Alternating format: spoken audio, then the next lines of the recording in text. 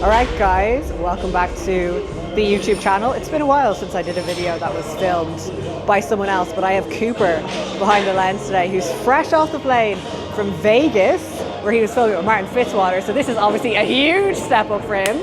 Foundry Gym Telford for the PTA first timers. I'd say he is delighted. But I'm here to take you through my glutes and delts session. I figured while I have him here, might as well do a bit of a walkthrough. Obviously I always film my training for you guys, but I never really talk about it. I've been doing this kind of training program for about 4 months now, since I started working with Kyle. So I'm just going to take you through the session, run you through the exercises, some of the stuff that I do differently now, and yeah, we'll just kind of take it from there. So of course guys, don't forget to subscribe, give it a like, give it a comment, all of that good stuff, and we'll get into the session, which I'm starting with Smith machine hip thrusts, but a dead stop. So this is not something I would have ever done, really. I always thought like dead stopping, you're just using way too much kind of like aggression, you're not really using your glutes. But you know, Kyle kind of said, look, if you're lifting heavy shit, you're gonna grow. And he's been pretty correct so far. I've grown quite a lot. So this is a movement I've actually, now that I've got it nailed, I really enjoy it. So with this, I obviously need a Smith machine where I can come all the way to the bottom. So luckily they have one here. You'll notice with the bench, I've got plates behind the bench so that it doesn't move. This is really important. I've got the pad. Normally I've got my big thick 1MR pad, code Emma10 for discount. I'm gonna work with this. Coochie might hurt a little bit. I think there's a mat I'm gonna use to like protect it. And this is for 2 sets of 5 to 8. So really it's like, just fucking lift heavy shit, like to start the session, which I really enjoy. So we'll get into it. When I do this session, I'll have my toes elevated on like a squat ramp. I can't find one here. I did try it with the little plates, but I can't then have my foot flat. And a big thing with any training when you're training your glutes is foot pressure, being able to drive through big toe, little toe and heel. This guy has made a huge difference to my glute training.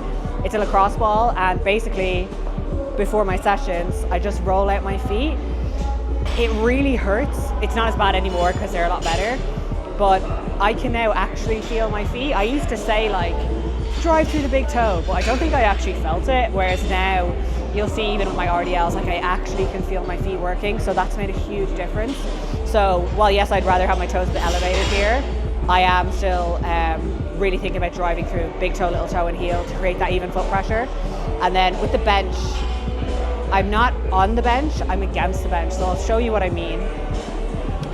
Instead of thinking about being like up here on the bench, I'm more so thinking about jamming my back into the bench and just pushing against it.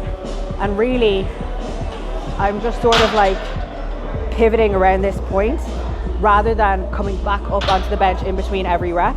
So everything is coming through the hips here. Oh my God, that's hurting my coochie. So think like shoulder blades in, that's why I have the plates there, so it doesn't slip back. So really driving back into the bench and almost like folding around this point and letting all that movement come from the hips and not like my lower back arching and coming up. And that will keep it more on the glutes, hopefully.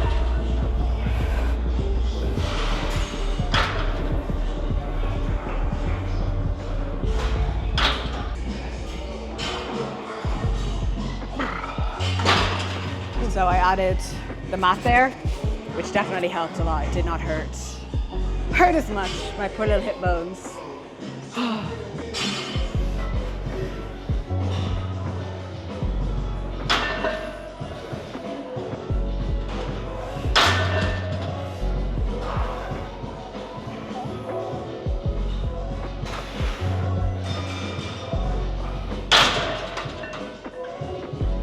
That definitely wasn't positioned very right, but it was fine. I'm not gonna do another set because three is too many. I still felt my glutes, so that's the main thing. I just find with these, like, if it's like positioned too low, it's like on your coochie bone, it's just not comfortable. So you need it up on your hips. It's your coochie bone. I can never remember. I can never figure out how to put these in. Okay, this way. See, I've been training for 10 years and I still get confused by shit like that. Right, so next up we have RDLs. So when I started this like training program off, I was doing dumbbells. and I actually did really enjoy them. But then I maxed out the dumbbells in the gym. Basically, I was doing 240s. So I switched to barbell. I always said like I hate barbell RDLs. I can't feel them. I don't feel my glutes.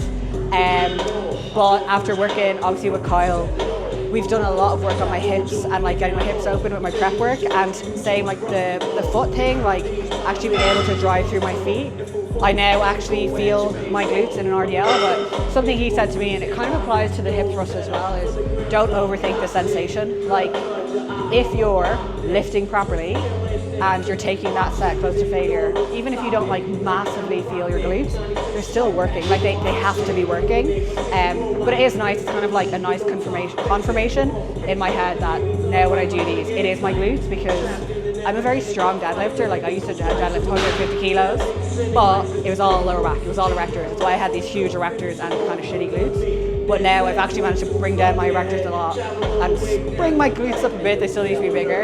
And I think it's just down to refining my technique. And that was the main reason I wanted to work with Kyle, because I knew he'd be able to spot those things in me that I was doing wrong and actually help.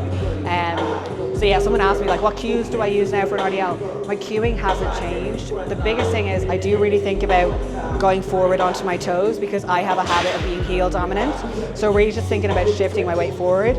But apart from that, it's just the same, just hips back. Like it's hips back, but because my hips actually work, not that they weren't working before, but are more open now, I guess you could say, I feel these like a million times more. And I actually like them. They're not my favorite exercise, but I like them.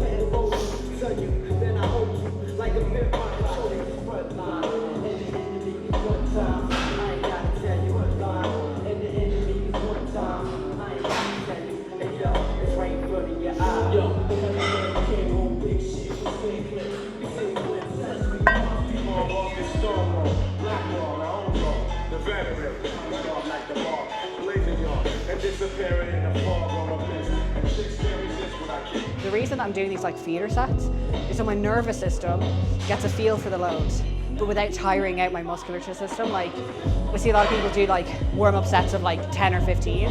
You're just tiring yourself out.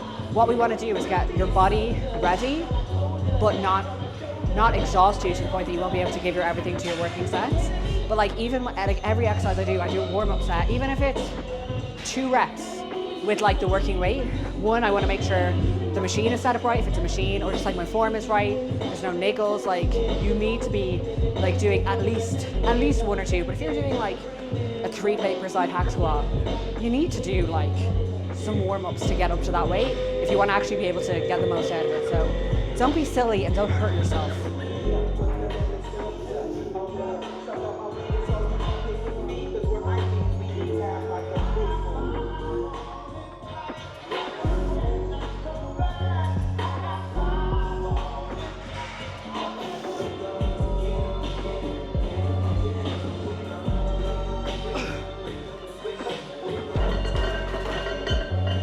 One thing I'm constantly correcting clients on with RDLs is coming down way too low.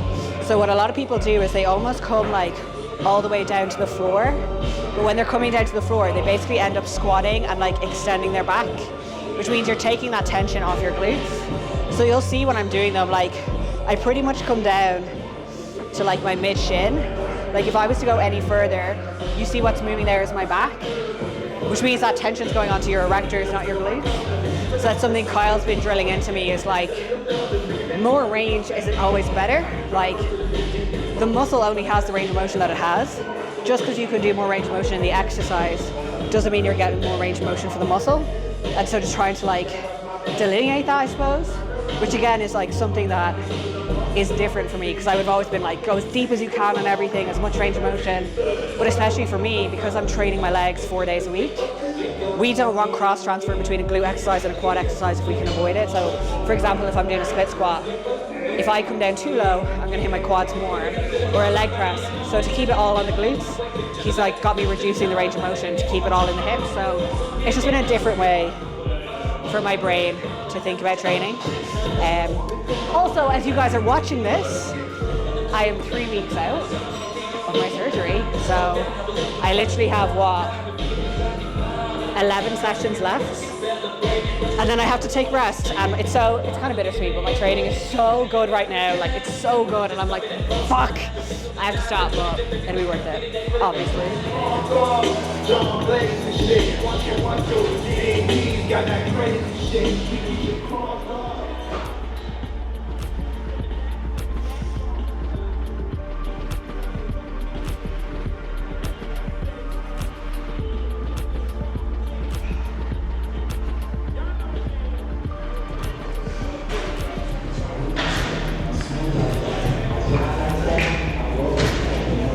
Alright, next up we have everyone's favourite split squats. It is actually one of my favourite exercises, so doing them obviously dumbbell loaded. I'm doing them bilaterally now, so I was doing them contralaterally loaded, so one dumbbell in the opposite hand to the working foot, but Kyle was like, you're getting too strong, so it was just like a bit awkward to hold like a 40 kilo dumbbell. So now he has me doing them bilateral. I have the front foot a little bit elevated just to get me a little bit better depth. And again, this is one of those exercises where I was going super deep and he was like, cut the range. So I think he wants me stopping about, it's like the top of my sock, he said. And the biggest thing here is we want a really exaggerated forward lean. That's going to keep this as on the glute as possible, because if I lean forward, I'm getting more flexion at the hip. So his cue is tit to knee, which I now use with all my clients, That's where that came from.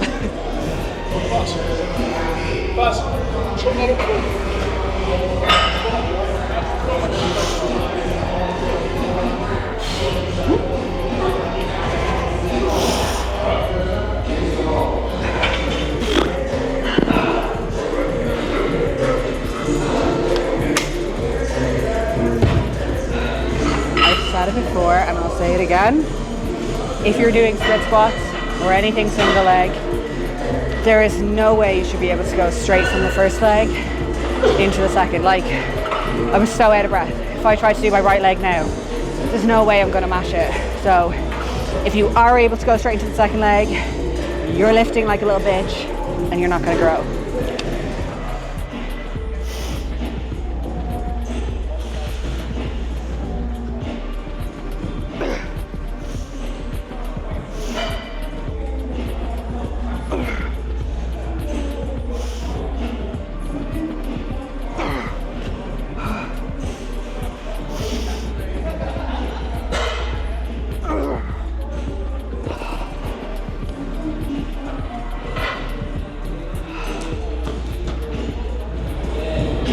Thankfully, I only have one set of these.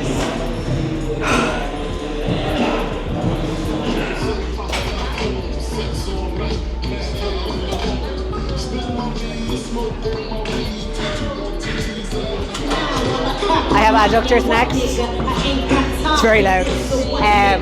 The machine is really light, so I'm having to add some weight. No gym pins here. Someone just gave me this. It's not what it looks like. I was wondering, I knew because this was here, I was like, there has to be something.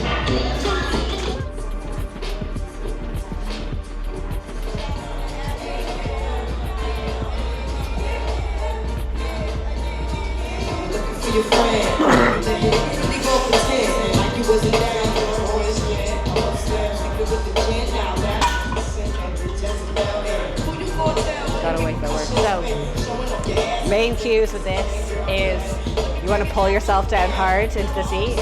Stay back. Don't start crunching over as it gets hard, because that's actually going to give you a mechanical advantage. Pause in the lengthened. Pause in the contraction. I self-assist like an extra 2 reps, tiny bit in the end once I can no longer fully shorten the adductors.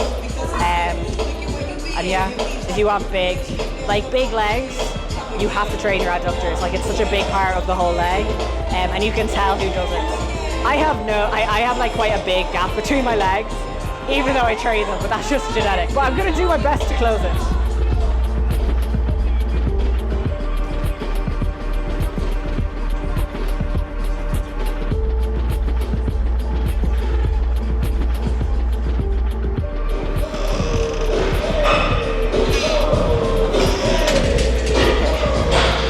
Right. adductors, 2 sets, abductors, 2 sets. So again, doing this exercise very differently than I ever would have done it before. Basically like an Instagram hoe, bent over, ass out, and it works. I definitely feel my upper glute so much more when your hips in that flexed position. Again, like Kyle says I do, like literally, because everything he said so far has worked. And I definitely do feel like I actually can connect with my upper glute now, which I never could before. And my feedback was always upper glutes. Like it was always to bring those up. I think it's everybody's feedback, honestly. And they're a hard muscle to target when you have a glute max that's stronger, right? Because it's going to take over. So any exercise we can do where we can really hit the upper glute or the glute med is going to be good. And really it's abductions, kickbacks. So I do either an abduction or a kickback every leg day. Well, every leg day is every session that I do. So 4 times a week, and I definitely felt the difference. Even if at first I was like, I can't be doing this in the gym. Just don't make eye contact with anybody when you're doing it, it's fine.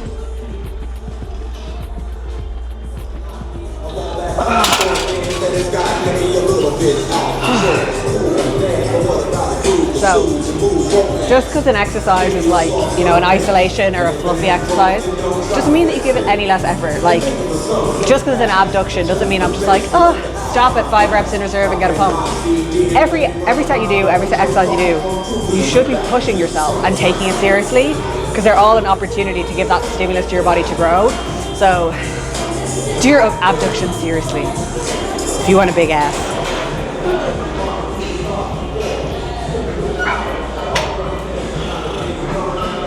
So I finish off this session with 3 sets of lateral raises and 3 sets of a shoulder press, because I can definitely do with more delts. I think like I thought maybe my upper body was big enough, but seeing kind of the wellness, the top girls, they definitely have, especially on the delt side, big delts. And I definitely feel like mine have gotten bigger. You can't tell with this one because the tattoo.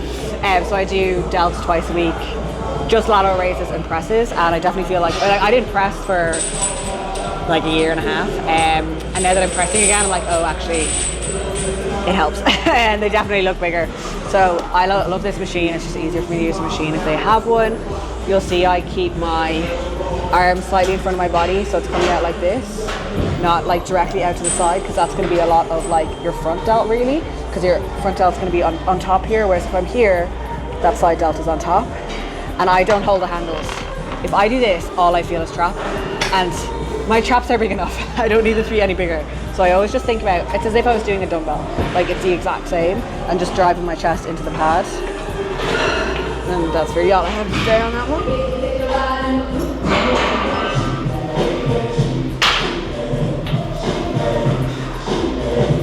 Sorry, right, so final exercise is a Smith machine shoulder press, but you'll see I'm dead stopping it. So I've got the stoppers here. Again, this is more, it's almost like a power move, I guess you could say. 3 sets of 5 to 8, I think, so pretty low rep. Again, just like trying to shift as much load as possible. Not something I would have done before, so my other day that I shoulder press is a machine, and I do those normally, no dead stop. So just like a little bit of variation. I like it, like my pressing was so weak when I started pressing again, it was embarrassing. And I still find it hard to like push in upper body because I just haven't done it for so long, whereas like lower body I can push as hard as possible, but it's kind of fun now that I'm used to it again. I'm gonna probably feel as weak as a child after my surgery, but the rebuild will be on, it'll be fun, and I'll obviously gonna document the whole thing. Alright guys, that is the session done. I hope you've learned a thing or two, or at least gotten some entertainment out of the video. Of course, as always, don't forget to subscribe, give me a like, give me a follow, comment, something, do shit to the video, I don't fucking know. If you're ever interested in coaching, links are always down below, and I will catch you guys in the next one.